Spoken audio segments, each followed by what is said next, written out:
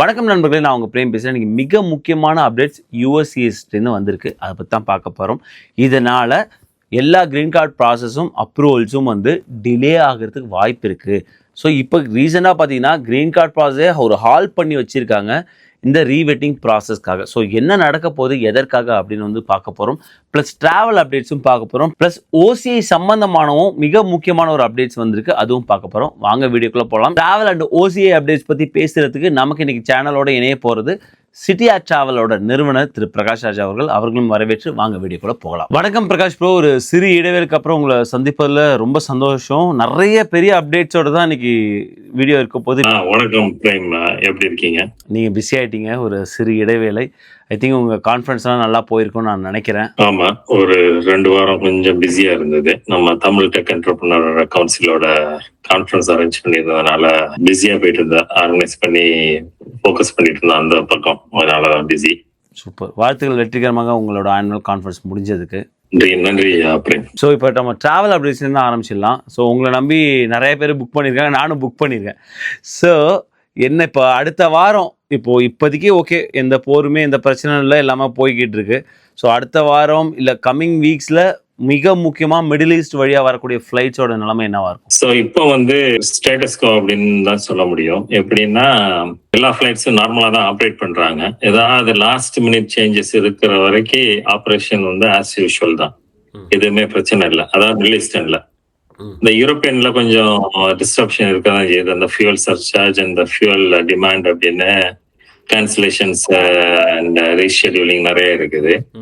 So அதை தவிர்த்து மற்றபடி மிடில் ஈஸ்ட் எமிரேட்ஸா இருக்கட்டும், எத்திஹாதா இருக்கட்டும், கத்தார் ஓவரால்லெஸ் 90% பேக் டு நார்மல் வந்துட்டாங்க அப்படின்னு சொல்ல முடியும். சூப்பர், அட்லீஸ்ட் அது ஒரு ரிலீஃபாக இருக்குது அந்த செய்தி.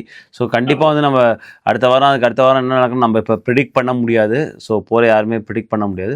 பட் எல்லாருமே ஆப்ரேஷனுங்கிறது நல்லது. ஸோ இப்போ ப்ரைஸ் எப்படி இருக்கு? இப்போ 2 விஷயம் இருக்குது. ஃபியூல் காஸ்ட் அதிகமாக இருக்கிறதுனால இப்போ நீங்கள் லாஸ்ட் இந்த ஹோல் வீக் கேள்விப்பட்டிருப்பீங்க, ஃப்ளைட்ஸ் லுஃப்தான்ஸா எல்லாம் கேன்சல் பண்ணாங்க. ஏன்னா ஃபியூல் சார்ஜ் அதிகமாக இருக்கிறதுனால they want to reduce the cost அப்படின்னு. ஸோ அதை they will modify the process. ஏன்னா பிரைஸ் ஃபிளக்சுவேஷன் இப்போதைக்கு இருக்கதான் செய்யும். லாஸ்ட் ஃப்ரைடே எமிரேட்ஸ் ஒரு 23% பிரைஸ் ஹைக் பண்ணிட்டாங்க. Etihad last Wednesday price hike பண்ணாங்க.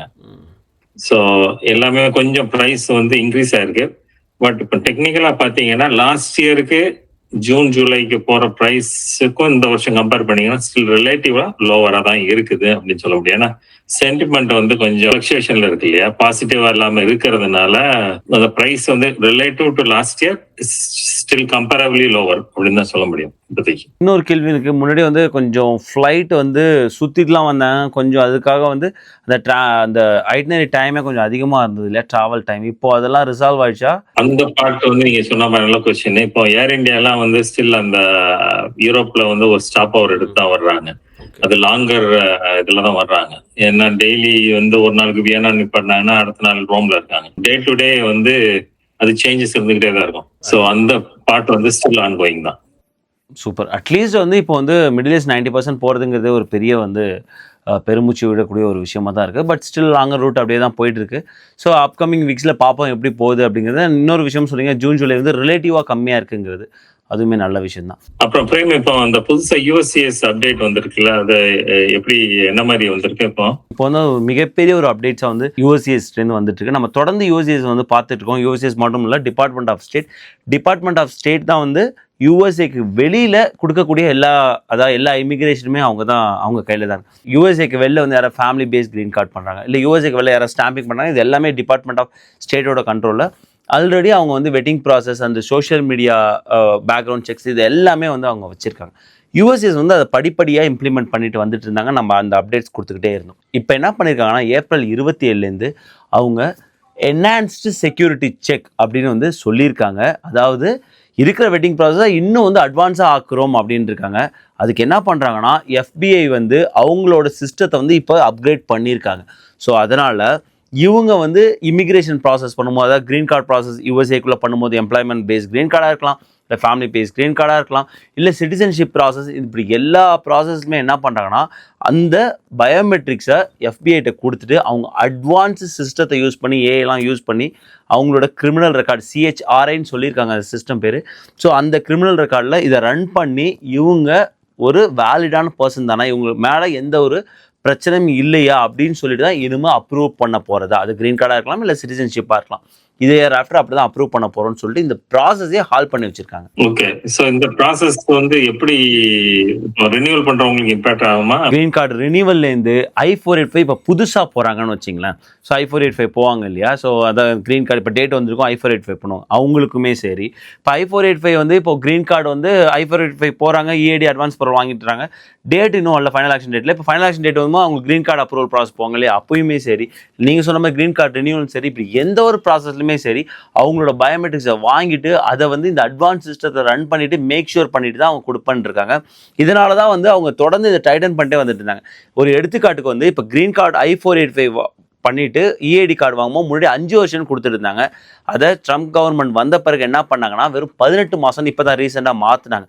அதற்கு காரணம் என்ன சொன்னால், ஒவ்வொரு 18 மாதத்துக்கும் அவங்களோட பயோமெட்ரிக் கலெக்ட் பண்ணிட்டு அந்த 18 மாதத்துக்குள்ளாக அவங்களுக்கு ஏதாவது கிரிமினல் ஹிஸ்ட்ரி இருக்கான்னு பார்த்துட்டு தான் அவங்களுக்கு வந்து அடுத்த வந்து எக்ஸ்டென்ஷன் பண்ணுறதை பற்றி யோசிப்போம் அப்படி வந்து அவங்க ரூல்ஸ் கொண்டு வராங்க. இது எல்லாமே வந்து நேஷ்னல் செக்யூரிட்டி அப்படிங்கிற ஒரு விஷயத்துக்குள்ளே வருது அப்படிங்கிறாங்க. இதில் சோஷியல் மீடியாவும் வேலிடேட் பண்ணுறாங்க. ஸோ எல்லாமே ரொம்ப முக்கியம் மக்களே.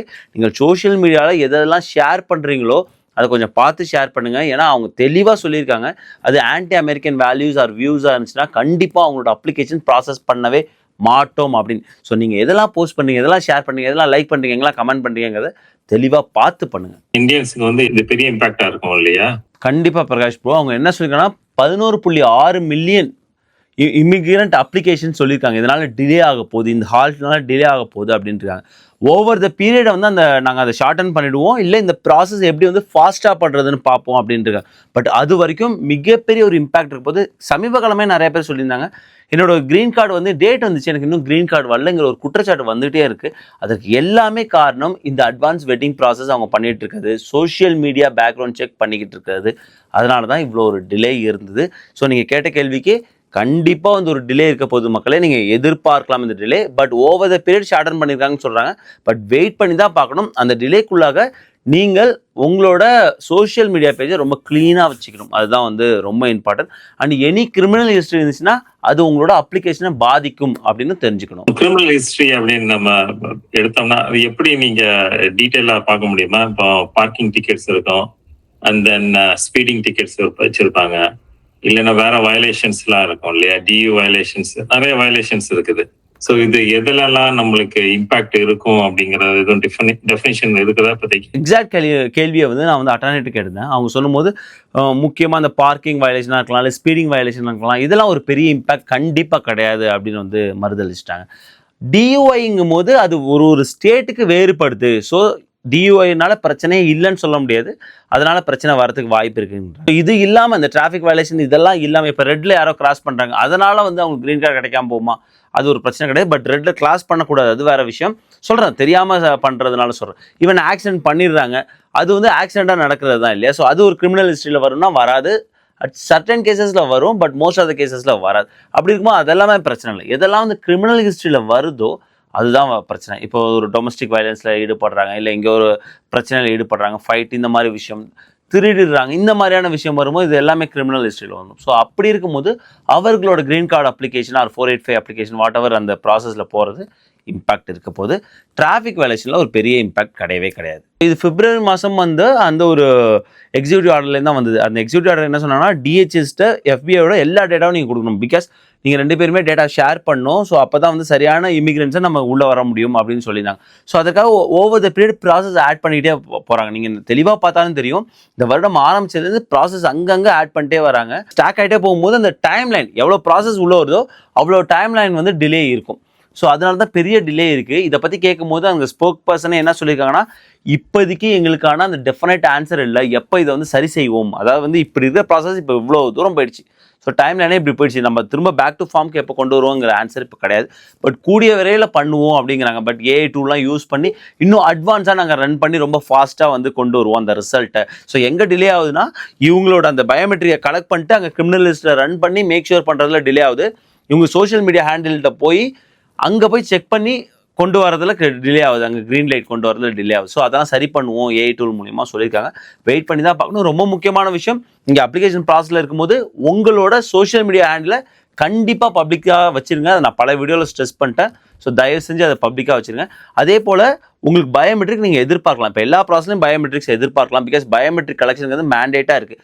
ஒருவேளை நீங்கள் 2 இயர்ஸ்க்குள்ளாக பயோமெட்ரிக்ஸ் அவங்கள்ட்ட இருந்ததுன்னா அவங்க ஸ்கிப் பண்ணுவாங்க தவிர மற்றபடி உங்களுக்கு பயோமெட்ரிக் அப்ளிகேஷனுக்கான அப்பாயின்மெண்ட் வந்து கொடுத்துக்கிட்டு தான் இருப்பாங்க. H4EAலையும் இதில் ஒரு டிலே இருக்கலாம் அப்படின்னு எதிர்பார்க்கப்படுது. ஸோ இதெல்லாம் வந்து கூடிய சீக்கிரம் ரிசால்வ் பண்ணுவோம்னு சொல்கிறாங்க. அந்த கூடிய சீக்கிரங்கிறது ஒரு டெஃபினட் ஆன்சர் இல்லை. H4EAD எக்ஸ்டென்ஷனுக்கும் வெட்டிங் ப்ராசஸ் இருந்ததுன்னா, இப்போ husband and wife domestic violation இருந்ததுன்னா அதை எப்படி ஹேண்டில் பண்ணுவாங்க அப்படிங்கிறத ஒரு கொஸ்டின். எக்ஸாக்ட்லி, இது கண்டிப்பாக கிரே ஏரியா இருக்குது. அதே போல் வந்து அவங்க வந்து ரெஸ்பாண்ட் பண்ணும்போது RFE பண்ணுறதுக்கு வாய்ப்பு இருக்குது.